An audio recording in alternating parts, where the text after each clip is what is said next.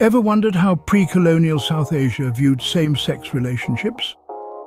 The annals of history reveal a fascinating narrative, a tale of courtly love and same-sex relationships among the region's royalty, nobility and literary figures. Picture the grand courts of the Mughal Empire.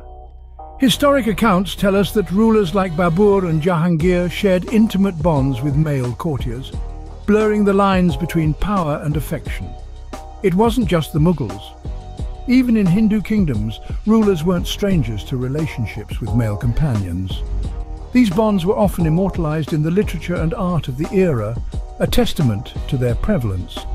It's easy to get lost in our modern understanding of sexuality and forget that these relationships were a part of the fabric of society in pre-colonial South Asia.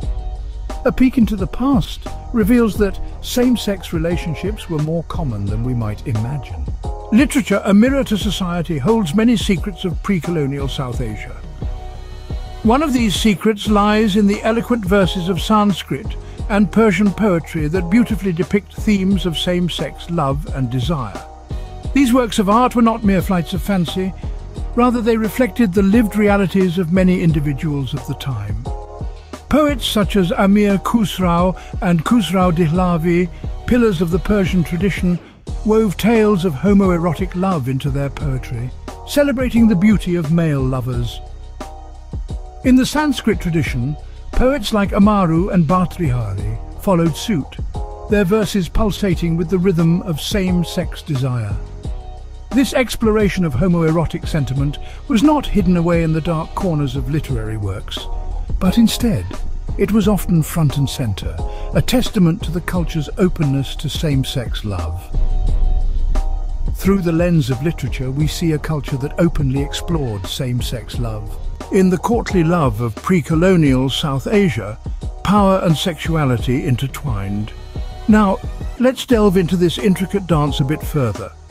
The rulers and nobles of this time were known to engage in same-sex relationships with individuals of lower social status. These relationships were not just expressions of personal desire. In fact, they were far more complex, serving as mechanisms of political alliance and social hierarchy.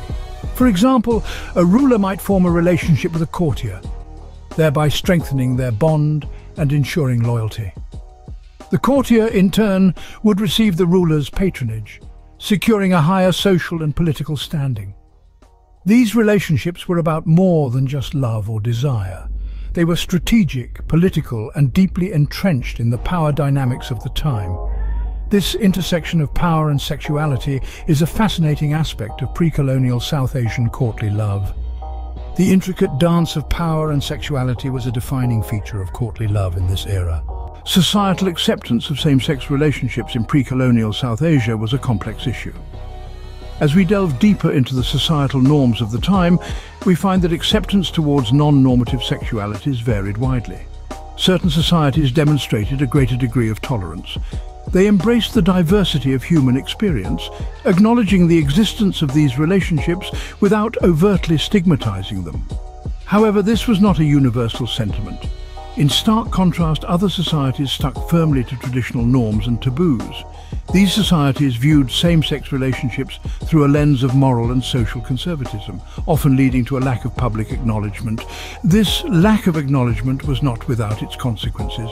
For those involved in same-sex relationships, the threat of social stigma loomed large.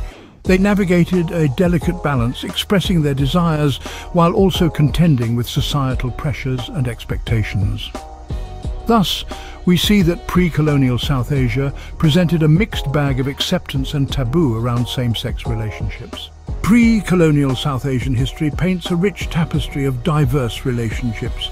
From the grand courts of the Mughal Empire to the poetic verses of Sanskrit and Persian poets, the threads of same-sex love and desire are woven into the fabric of this era. These relationships, often between rulers and their male courtiers, were not simply expressions of personal desire. They were also mechanisms of political alliance and social hierarchy, illustrating the complex intersection of power, privilege, and sexuality. The societal acceptance of these relationships, however, varied widely.